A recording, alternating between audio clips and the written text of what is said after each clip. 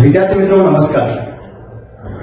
कोल्हापूर जिल्हा मुख्याध्यापक संघाच्या विद्याभवन ऑनलाईन शिक्षणमध्ये आपलं आज पुन्हा एकदा स्वागत आहे. मित्रांनो, गेले 1.5 महिने झालेली ही प्रक्रिया आहे आणि या प्रक्रियेमध्ये आज मला या ठिकाणी संधी दिली याबद्दल विद्याभवनचे आणि कोल्हापूर जिल्हा मुख्याध्यापक संघाचे मी आभार मानतो. आणि आज आपल्या कंटेंटला आपण सुरुवात करूया. मित्रांनो, गणित भाग 2 म्हणजे भूमिती जो प्रयुक्त होता त्याच्यामधला वर्तुळ हे अतिशय महत्वाचं प्रकरण आपण अभ्यासत आहोत. माझ्यापूर्वी यामध्ये माझ्या शिक्षक मित्रांनी सुरुवातीचा भाग घेतला होता आणि त्याचा पुढचा 2 नंबरचा पार्ट मी आज आपल्यासमोर सादर करत आहे. विद्यार्थी मित्रांनो, याच्यामध्ये वर्तुळ, त्याची स्पर्शिका आणि त्याची काही गुणधर्म आज आपण अभ्यासणार आहोत. ठीक आहे मित्रांनो,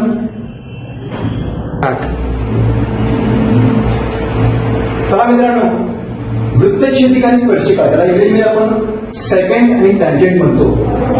थोडक्यात त्याची पार्श्वभूमी काय आहे आपण या ठिकाणी पाहूया. वृत्तछेदिका आपल्यासमोर एक वर्तुळ आहे ज्याचा केंद्रबिंदू आहे A. This is circle with point A in the centre आणि रेषा यम या ठिकाणी आहे जी वर्तुळाला 2 भिन्न बिंदूमध्ये छेदून जाते. पहा, बिंदू क्यू आणि बिंदू आर मध्ये छेदते. पहा पुन्हा एकदा बघा, रेषा यम वर्तुळाला बिंदू क्यू आणि बिंदू आर या 2 बिंदूमध्ये छेदून जाते.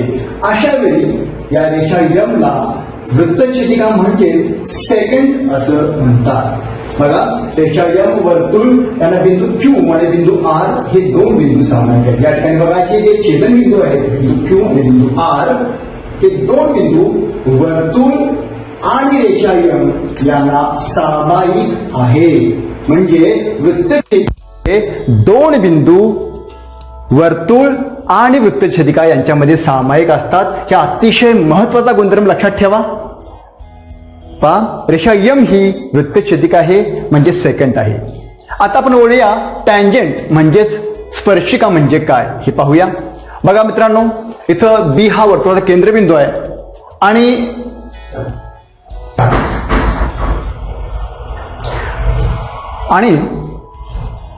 रेषा यन या संपूर्ण वर्तुळाला केवळ एकाच बिंदूमध्ये छेदून जाते. बघा, मगाशी आपण ज्यावेळी छेदिका सेकंड पाहिली ती छेदिका वर्तुळाला 2 भिन्न बिंदूमध्ये छेदत होती आणि आता रेषा यन जी आहे ही वर्तुळाला एका बिंदूमध्ये छेदून जाते. या रेषा यनला म्हटलं जातं स्पर्शिका. जेव्हा रेषा यन आणि वर्तुळ यांच्यामध्ये केवळ बिंदू पी हा एकच सामायिक बिंदू असतो तेव्हा रेषा यनला म्हटलं जातं स्पर्शिका. तर बिंदू पी जो आहे या बिंदूला स्पर्श बिंदू म्हटलं जातं. अतिशय महत्वाचा गुणधर्म विद्यार्थी मित्रांनो आहे की स्पर्शिका आणि छेदिका secant and tangent. What is difference between these 2 lines? In case of secant 2 lines are common with circle and tangent, and in case of tangent only 1 point is common. एकच बिंदू फक्त सामायिक असतो आणि या गुणधर्माचा वापर करून आपण पुढे जाणार आहोत. तर विद्यार्थी मित्रांनो, या टँजंटचे म्हणजे स्पर्शिकेचे काही गुणधर्म आपण अभ्यासणार आहोत. त्याचा पहिला गुणधर्म आहे तो स्पर्शिका आणि त्रिज्या यांच्याच मध्ये आहे. म्हणजेच this is called tangent theorem or tangent radius theorem, also called it स्पर्शिका त्रिज्या प्रमेय. बघा, या प्रमेयाचं विधान काय आहे. विधान असं आहे मित्रांनो, वर्तुळाच्या कोणत्याही बिंदूतून जाणारी स्पर्शिका, वर्तुळाच्या कोणत्याही बिंदूतून जाणारी स्पर्शिका तो बिंदू केंद्राशी जोडणाऱ्या त्रिज्येला लंब असते. अतिशय महत्वाचा शब्द. या ठिकाणी बी हा केंद्र वर्तुळाचा आणि त्याला एक आपण स्पर्शिका काढतोय. पहा, रेषा यन ही स्पर्शिका आहे आणि बिंदू ए हा काय झाला स्पर्श बिंदू. अगदी बरोबर.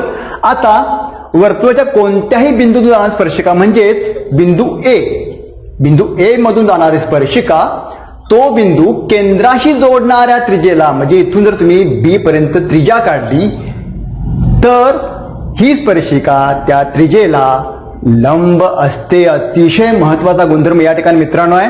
रेषा यन लंब त्रिज्या बी ए, line N which is the tangent n is always perpendicular to radius BA at point of contact A. हे जे प्रमेय आहे हे अप्रत्यक्ष सिद्धतेने आपल्याला सिद्ध करावं लागतं आणि म्हणून तुमच्या पाठ्यपुस्तकामध्ये ते अधिक जादा माहितीसाठी म्हणून दिलेलं आहे. तुम्ही ते अवश्य वाचा आणि तुम्ही त्याची माहिती घ्या. आपण याच्या व्याख्याकडे वळूया मित्रांनो. या प्रमेयाचा व्यात्यास, आता तुम्हाला व्यात्यास म्हणजे काय जादा सांगायची गरज नाहीये. जर स्पर्शिका असेल तर ती त्रिज्येला लंब असते, हे झालं प्रमेय. आता उलटा भाग आहे, तर या व्यात्यासाचं मित्रांनो विधान कसं आहे बघा. वर्तुळाच्या त्रिज्येच्या बाह्य टोकातून जाणारी आणि त्या त्रिज्येला लंब असणारी रेषा ही त्या वर्तुळाची स्पर्शिका असते. विधान नीट समजून घ्या मित्रांनो. यातला जो पार्ट आहे बघा, वर्तुळाच्या त्रिज्येला आपण भरपूर लंब रेषा काढू शकतो, पण त्यातली कोणती लंब रेषा जी त्या त्रिज्येच्या टोकामधून जाते. तर आकृती बघा या ठिकाणी, या विधानाच्या द्वारे आपण आकृती कोणती काढू शकतो बघा. या ठिकाणी एक वर्तुळ असणाऱ्या वर्तुळाच्या त्रिज्येला, म्हणजे वर्तुळ आहे त्याचा केंद्रबिंदू यम आहे आणि यम केंद्रबिंदू असलेल्या वर्तुळामध्ये ही झाली त्याची त्रिज्या. आता या त्रिज्येचे जे बाह्य टोक आहे, हे टोक आहे, या टोकातून जाणारी रेषा यल, ही रेषा जर लंब असेल, ही रेषा जर त्रिज्येला लंब असेल तर ती वर्तुळाची स्पर्शिका असते. हे आपल्याला सिद्ध करायचं आहे. या आकृतीवरून आपल्याला साधारण पक्ष काय सांगता येईल बघा. पक्ष म्हणजे काय, थोडक्यात दिलेली माहिती आणि या आकृतीचं थोडक्यात वर्णन हे तुम्ही तुमच्या शब्दामध्ये सुद्धा करू शकता. बघा पक्ष काय होऊ शकतं. रेख यमएन ही यम केंद्र असलेल्या वर्तुळ त्रिज्या आहे. मित्रांनो तुमच्या भाषेत जरी सांगितलं तरी चालेल, सुट्टी वाक्य केलात म्हणजे यम हा केंद्रबिंदू आहे, हे वर्तुळ आहे, यमेन ही त्रिज्या, याची 3 वाक्य सेपरेट केला, वेगळी केला तरी चालेल. आणि बिंदू यन हे टोकाचं बिंदू आहे आणि या बिंदू यन मधून जाणारी ही जी रेषा यल आहे ही त्रिज्या यमेनला लंब आहे. ही तुम्हाला दिलेली माहिती आहे आणि आपल्याला सिद्ध काय करायचं आहे, ती त्या वर्तुळाची स्पर्शिका असते. जर तर या ठिकाणी वाक्य नाही आहे, पण या ठिकाणी साध्य काय होऊ शकतं. What is the to prove, we have to prove line L is the tangent of circle. रेषा यल ही या वर्तुळाची स्पर्शिका आहे, हे आपल्याला या ठिकाणी सिद्ध करायचं आहे. मित्रांनो चला आपण याची सिद्धता बघूया. बघा या सिद्धतेमध्ये आपण लिहिलेलं आहे, आकृती मगाशीच आहे, पक्ष आहे आणि साध्य या ठिकाणी लिहिलेलं आहे. आता आपण सिद्धता बघणार आहोत. नीट समजून घ्या मित्रांनो, नीट समजून घ्या. स्पर्शिकेचा गुणधर्म कोणता होता. पहिल्या पॉइंटमध्ये आपण बघितला होता, ते पाहिलं होतं. स्पर्शिका कधी होते, जेव्हा एखाद्या रेषेचा आणि वर्तुळामध्ये एकच बिंदू सामायिक असतो. बघा एक बिंदू सामायिक असतो तेव्हा आणि तेव्हाच ती स्पर्शिका होऊ शकते आणि हे आपल्याला या ठिकाणी दाखवायचं आहे. सिद्धतेमध्ये बघा आपण काय करूया, या रेषा यलवर, या रेषा यलवर बिंदू पी हे आणखीन एक पॉइंट घेऊया. यन खेरीज दुसरा कोणताही बिंदू घेतला. बघा घेतलेला या ठिकाणी बिंदू पी या ठिकाणी घेतलेला आहे आणि एम पी जोडलेला आहे. बघा पी हा बिंदू रेषा यल वर आहे आणि यन खेरीज आहे, यन शिवाय आहे. आता मला सांगा हा कोणत्या प्रकारचा त्रिकोण झाला असेल.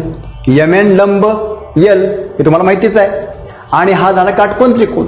त्रिकोण यम एन पी हा कोणता झाला, हा आहे काटकोन त्रिकोण. मग हा जर काटकोन त्रिकोण असेल तर यापैकी कर्ण कुठला सांगू शकाल. बरोबर आहे मित्रांनो, एम पी हा होतो कर्ण. आणि मग एम पी हा कर्ण असेल तर या त्रिकोण यम एन पी मध्ये सगळ्यात मोठी बाजू कोणती. साहजिकच आहे, तुम्हाला माहिती आहे काटकोन त्रिकोणामध्ये कर्ण ही सगळ्यात मोठी बाजू असते. म्हणजे एक विधान मित्रांनो असं होऊ शकतं की एम पी ही रेख यमेन पेक्षा मोठी आहे. मित्रांनो माझं विधान हे वादातीत नसेल तर अतिशय खरं आहे. एम पी हा कर्ण असल्यामुळं या त्रिकोणामध्ये सगळ्यात मोठी बाजू एम पी आहे, म्हणजेच एम पी ही मोठी आहे यमेन पेक्षा.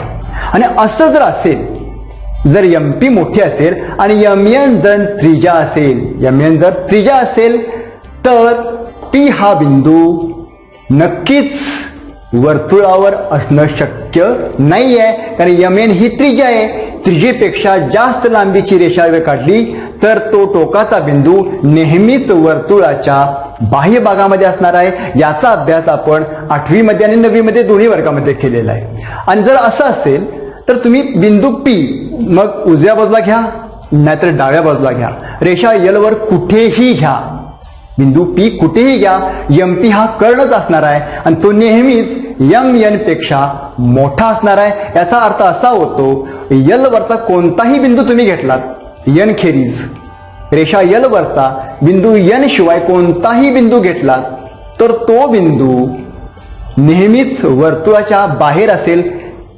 आणि याचा अर्थ असा होतो मित्रांनो की बिंदू एन हा एकमेव बिंदू असा आहे, बिंदू एन हा एकमेव बिंदू असा आहे की जो रेषा यल वर सुद्धा आहे आणि वर्तुळावर सुद्धा आहे. बघा मित्रांनो, पहिल्या पॉइंटमध्ये आपण पाहिलं होतं स्पर्शिकेचा गुणधर्म पाहिला होता की स्पर्शिकेमध्ये आणि वर्तुळामध्ये एकच बिंदू सामायिक असतो. या ठिकाणी बघा रेषा यल आणि वर्तुळामध्ये बिंदू एन हा एकच सामायिक बिंदू आहे. याचा अर्थ असाच होतो की रेषा यल ही वर्तुळाला एकाच बिंदू छेदते, म्हणजेच रेषा यल ही त्या वर्तुळाची स्पर्शिका आहे. मित्रांनो, अतिशय महत्वाचा व्यत्यास आहे हा. तुमच्या पुस्तकामध्ये असेल तो नीट वाचा, समजून घेण्याचा प्रयत्न करा. एकाला 2 वेळा वाचा, 3 वेळा वाचा आणि मग नीट व्यत्यास समजून घ्या.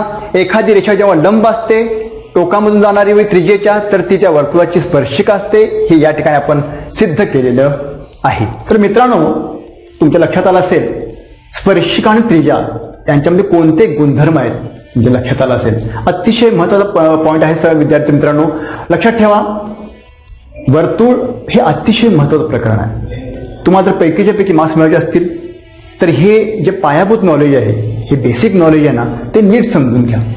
कारण या सगळ्या गुणधर्मावर आधारितच तुम्हाला मोठे मोठे प्रश्न पुढे सिद्ध करायचे आहेत, सोडवायचे आहेत. या ठिकाणी आपण 2 गुणधर्म अभ्यासले, स्पर्शिका आणि त्रिज्या यांच्यामध्ये लंबता असते आणि या प्रमेयाचा व्याख्यास सुद्धा आपण या ठिकाणी सिद्ध केलेला आहे. आता या स्पर्शिकेचा पुढचा गुणधर्म आपण या ठिकाणी पाहूया पुढे. मित्रांनो पहा, आपल्या स्क्रीनमध्ये दिसतंय वर्तुळाच्या बाह्य भागातील डी या बिंदूतून जाणाऱ्या किती स्पर्शिका असतील. बघा तुमचं मत काय ते बघा. वर्तुळाच्या बाह्य भागातील बिंदूमधून या बघा ए हा वर्तुळ केंद्रबिंदू आहे, बिंदू डी आहे वर्तुळाच्या बाह्य भागात आहे. तर या डी बिंदूतून वर्तुळाला किती स्पर्शिका काढता येतील तुमचा काय अंदाज आहे.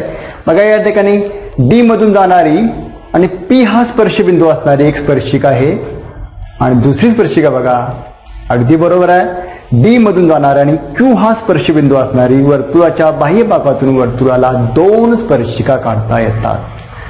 आता या जर स्पर्शिका असतील तर रेख पीडी याला म्हणतात स्पर्शिका खंड. जसं रेषेचा रेषाखंड असतो तसं स्पर्शिकेचा स्पर्शिका खंड पीडी, रेख पीडी हा स्पर्शिका खंड आहे, रेख क्यूडी हा सुद्धा स्पर्शिका खंड आहे. रेख डीपी आणि रेख डी क्यू यांना म्हणतात स्पर्शिका खंड. आता पुढचं आपण जे प्रमेय अभ्यासणार आहोत ते आहे स्पर्शिका खंडाचं प्रमेय. म्हणजे स्पर्शिका खंड डीपी आणि स्पर्शिका खंड डी क्यू यांच्यामध्ये एक विशिष्ट नातं आहे आणि हे नातं दर्शवणाराच पुढचं प्रमेय आहे. पाहूया मित्रांनो आपण ते प्रमेय. स्पर्शिका खंडाचं प्रमेय या नावाने ते ओळखलं जातं. त्याचं विधान असं आहे, वर्तुळाच्या बाह्य भागातील बिंदूपासून त्या वर्तुळाला काढलेले स्पर्शिका खंड एकरूप असतात. अतिशय महत्वाचा गुणधर्म आहे, अतिशय महत्वाचं प्रमेय आहे. बघा पुन्हा एकदा वाचतो मी, वर्तुळाच्या बाह्य भागातील बिंदूपासून त्या वर्तुळाला काढलेले स्पर्शिका खंड नेहमी एकरूप असतात. ते 2 असतात आपण पाहिले या ठिकाणी आणि ते दोन्ही स्पर्शिका खंड एकरूप असतात असे या ठिकाणी सांगितले. परीक्षेच्या दृष्टीनं अतिशय महत्वाचं असलेलं हे प्रमेय आहे. मित्रांनो पहा आकृतीमध्ये तुम्हाला दिसेल डी या बिंदूपासून 2 स्पर्शिका आपण काढलेल्या आहेत, स्पर्शिका खंड डीपी आणि स्पर्शिका खंड डी क्यू. या आकृतीमध्ये पक्ष काय असू शकेल, थोडीशी कृतीपत्रिका या ठिकाणी मित्रांनो तुम्हाला दिलेली आहे. या ठिकाणी पक्ष काय असू शकेल या आकृतीची माहिती थोडक्यात तुम्हाला इथे लिहायची आहे. दिलेली माहिती तुम्हाला या ठिकाणी मांडायची आहे. थोडक्यात तुम्ही तुमच्या भाषेत लिहू शकताय. ए हा वर्तुळाचा केंद्रबिंदू आहे, डी हा बिंदू बाह्य भागात आहे, डीपी आणि डी क्यू या 2 स्पर्शिका बिंदू पी आणि बिंदू क्यू मध्ये स्पर्श करतात.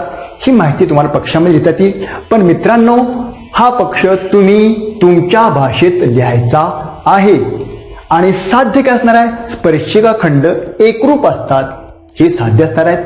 मग या ठिकाणी स्पर्शिका खंड कोणते आहेत? स्पर्शिका खंड डीपी, रेख डीपी आणि रेख डी क्यू हे तुम्हाला एकरूप दाखवायचे आहेत.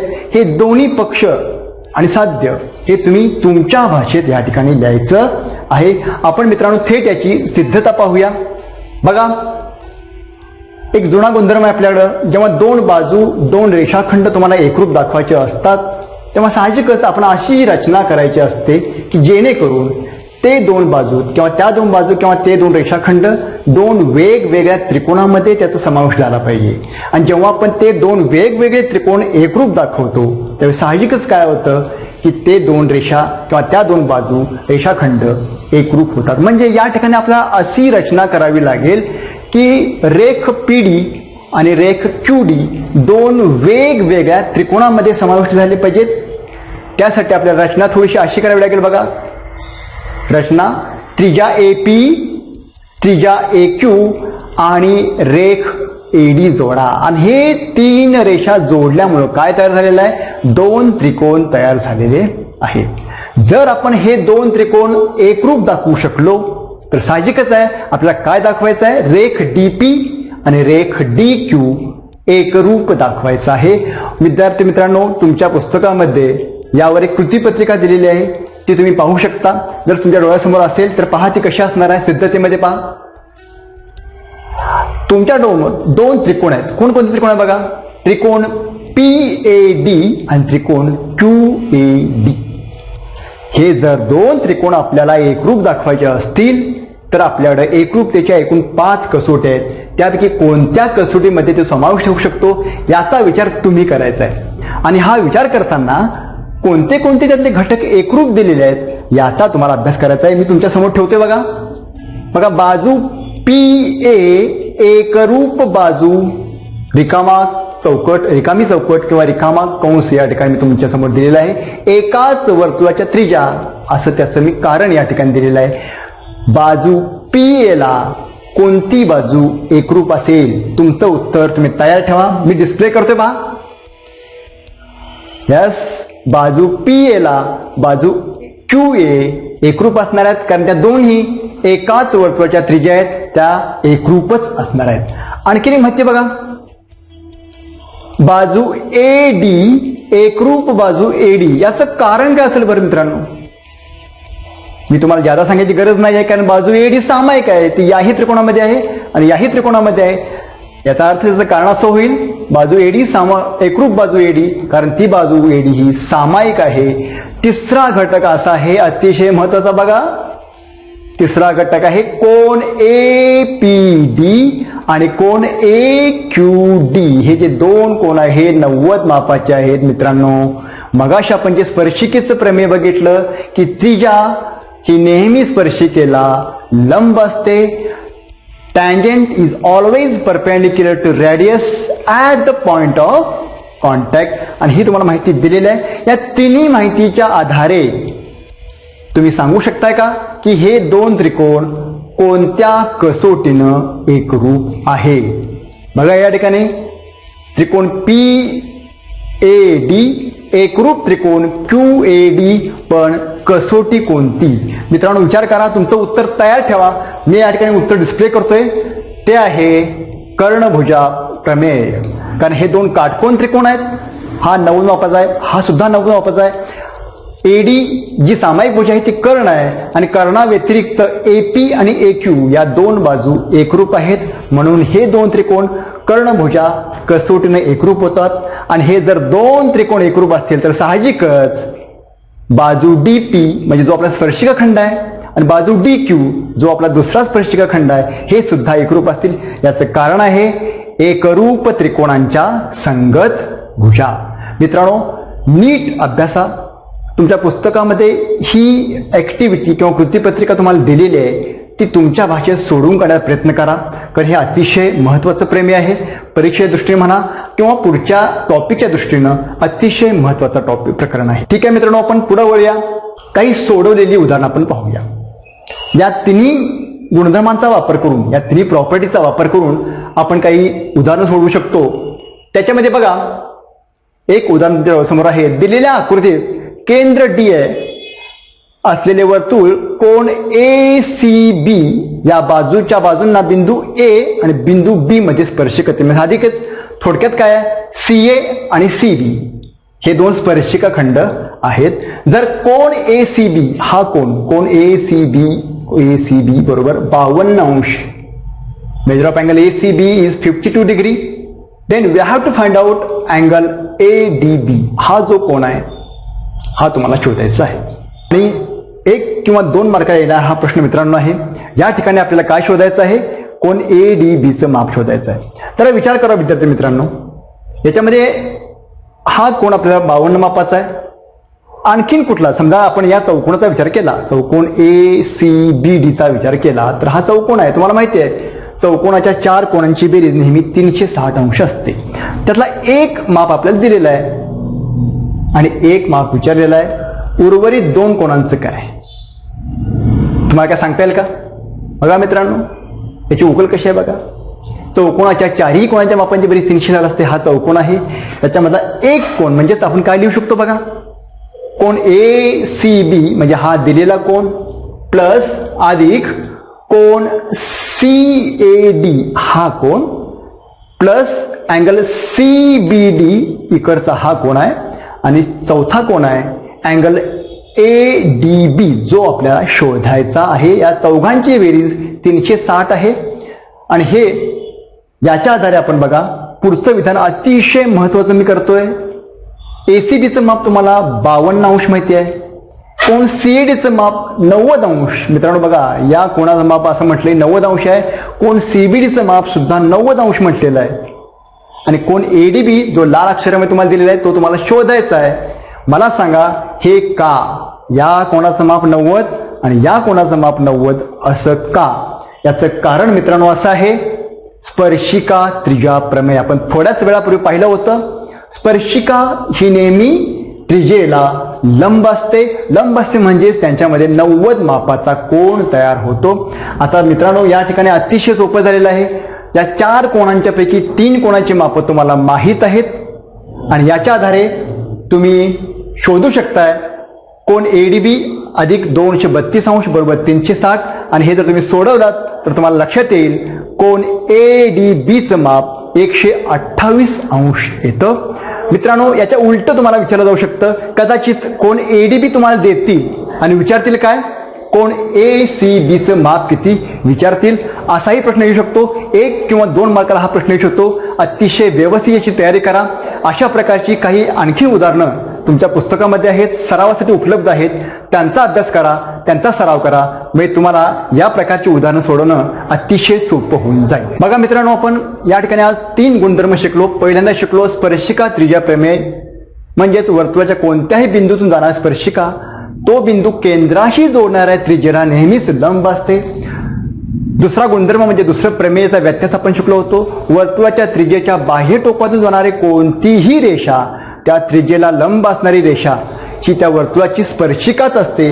आणि तिसरा गुणधर्म जो आपण नुकताच पाहिला होता, वर्तुळाच्या बाह्य भागातून त्या वर्तुळाला काढलेले स्पर्शिक खंड नेहमी एकरूप असतात, जे आपण कर्णभुजा कसोटीच्या सहाय्याने आपण या ठिकाणी सिद्ध केलं होतं. तर मित्रांनो लक्षात ठेवा, या तिन्ही गुणधर्मांच्या आधारे तुम्हाला या पुढच्या टॉपिकची तयारी करायची आहे. मित्रांनो आशा करतो की हा तुम्हाला मी जे शिकवलं प्रकरण तुम्हाला लक्षात आलं असेल, समजलं असेल. व्हिडिओ वारंवार पहा, युट्यूबवर याची लिंक असणार आहे, तो पुन्हा पहा, समजेपर्यंत पहा, या सराव करा पुढच्या टॉपिकसाठी आणि तुमच्या पुढच्या करिअरसाठी. शुभेच्छा. All the best. नमस्ते.